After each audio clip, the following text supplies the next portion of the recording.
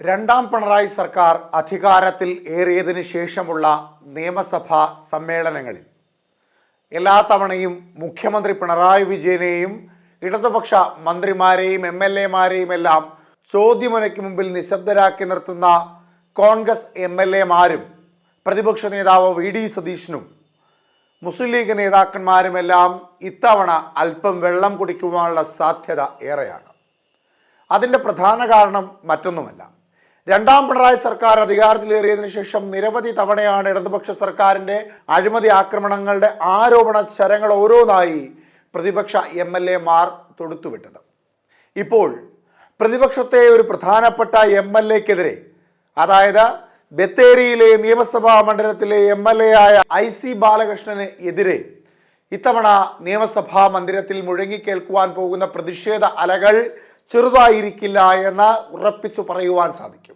സുൽത്താൻ ബത്തേരിയിലെ MLA ആയ ഐ.സി. ബാലകൃഷ്ണന് എതിരെ കോൺഗ്രസിലെ മുതിർന്ന നേതാവായ എൻ.എം. വിജയനും അദ്ദേഹത്തിൻ്റെ മകൻ ജിജേഷും ആത്മഹത്യ ചെയ്തതിൻ്റെ പിന്നിൽ പ്രധാനപ്പെട്ട കാരണക്കാരിൽ ഒരാൾ ഐ.സി. ബാലകൃഷ്ണനാണെന്നും, അതായത് ആത്മഹത്യാ പ്രേരണാ കുറ്റത്തിൻ്റെ പേരിൽ അദ്ദേഹത്തിനെതിരെ വകുപ്പുകൾ ചുമത്തി ഇപ്പോൾ നിയമ നടപടികൾ നടന്നുകൊണ്ടിരിക്കുകയാണ്. ഐ.സി. ബാലകൃഷ്ണന് വേണ്ടിയുള്ള മുൻകൂർ ജാമ്യവാദം പൂർത്തിയായി കഴിഞ്ഞിരിക്കുകയാണ്. ഐ.സി. ബാലകൃഷ്ണനോടൊപ്പം DCC പ്രസിഡന്റായ AP അപ്പച്ചനും DCC ട്രഷററായ KK ഗോപിനാഥനും കൽപ്പറ്റ സെഷൻസ് കോടതിയിൽ ജാമ്യത്തിനായി അപേക്ഷിച്ചിരിക്കുകയാണ്. ജാമ്യത്തിന് വേണ്ടിയുള്ള വാദം പൂർത്തിയായി കഴിഞ്ഞിരിക്കുന്ന സാഹചര്യത്തിൽ ശനിയാഴ്ചയാണ് അന്തിമ തീരുമാനമുണ്ടാകുക. ഈ വിഷയത്തിൽ ഗൂഢാലോചന നടത്തിയിട്ടുണ്ടോ എന്ന് പരിശോധിക്കേണ്ടതായിട്ടുണ്ട്. ആ പരിശോധനാ ഫലം കൂടി ഏറ്റവും പ്രധാനപ്പെട്ട ഒരു ഘടകമായി ഇതിൽ നിലനിൽക്കും. അങ്ങനെ എല്ലാ തരത്തിലും കോൺഗ്രസിനെ സംബന്ധിച്ച് ഇപ്പോൾ ഐ.സി. ബാലകൃഷ്ണനെതിരെയുള്ള ഈ ആരോപണങ്ങൾ ഒരു വലിയ തലവേദനയായി മാറിയിരിക്കുകയാണ്. ശബ്ദകോലാഹലങ്ങളോടുകൂടി നിയമസഭയിൽ ആർജവത്തോടുകൂടി ആരോപണങ്ങൾ ഉന്നയിച്ച പ്രതിപക്ഷത്തിന് ഇക്കുറി ചില പ്രത്യേക ഘട്ടങ്ങളിൽ നിശബ്ദത പാലിക്കേണ്ട സ്ഥിതിയിലേക്ക് മാറിയിരിക്കുന്നു.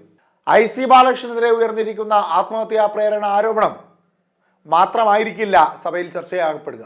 അതിനേക്കാൾ അപ്പുറത്തേക്ക് എൻ.എം. വിജയന്റെ ആത്മഹത്യയിൽ കുടുംബം KPCCയെയും പ്രതിപക്ഷ നേതാവ് വി.ഡി. സതീശനെയും സമീപിച്ച സമയങ്ങളിലെല്ലാം നിരുത്തരവാദിത്തപരമായ നിലപാടായിരുന്നു അവരുടെ ഭാഗത്തു നിന്നുണ്ടായിരുന്നും, കൂടാതെ ഐ.സി. ബാലകൃഷ്ണൻ ഒളിവിലാണ് എന്ന് സമ്മതിക്കുകയും ചെയ്ത KPCC അധ്യക്ഷൻ K. സുധാകരനെതിരെയും ഒക്കെ വലിയ ആരോപണങ്ങൾ സഭയിൽ ഉണ്ടാകുവാനുള്ള സാധ്യത ഏറെയാണ്.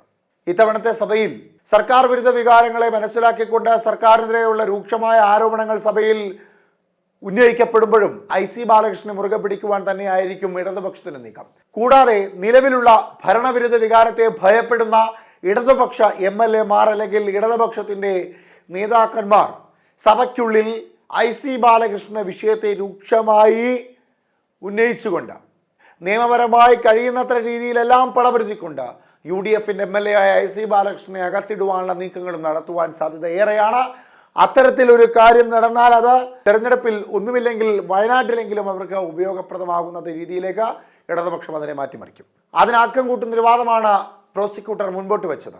അദ്ദേഹം പറഞ്ഞത് എൻ.എം. വിജയന്റെ ആത്മഹത്യാ കുറിപ്പ് ഒരു മരണമൊഴിയായി കണക്കിലെടുത്തുകൊണ്ട് ജാമ്യം നൽകരുത് എന്ന വാദമായിരുന്നു. കൂടാതെ ഐ.സി. ബാലകൃഷ്ണന് കത്ത് നൽകിയ ആൾക്ക് ജോലി നൽകിയെന്ന വാദം ശരിയല്ല. കത്ത് നൽകിയ ആൾക്ക് ജോലി ലഭിച്ചിട്ടില്ല എന്ന് അവർ തുറന്ന് സമ്മതിക്കുകയും ചെയ്യുന്നുണ്ടെന്നുള്ള വാദം ഉയരുന്നുണ്ട്. കൂടാതെ തന്നെ വിധി വരുന്നതുവരെ അവരുടെ അറസ്റ്റ് പാടില്ല എന്ന ഒരു തീരുമാനവും ഉയരുന്നു. ഈ സാഹചര്യത്തിലും ഐ.സി. ബാലകൃഷ്ണൻ അടക്കമുള്ളവർ ഇപ്പോൾ ഒളിവിലാണ്. ആ ഒളിവിലായി നിൽക്കുന്നതും നിലവിലുള്ള ഈ രാഷ്ട്രീയ സാഹചര്യത്തിൽ നിയമസഭയ്ക്കുള്ളിൽ വലിയ ചർച്ചാ വിഷയമാക്കിക്കൊണ്ട് ഐ.സി. ബാലകൃഷ്ണനെ പ്രതിരോധത്തിൻ്റെ ഏറ്റവും പ്രധാനപ്പെട്ട തുറുപ്പ് ചീട്ടാക്കി മുൻപോട്ട് പോകുവാനായിരിക്കും ഇക്കുറി ഇടതുപക്ഷത്തിൻ്റെ നിയമസഭയ്ക്കുള്ളിലെ തന്ത്രപരമായ നീക്കം.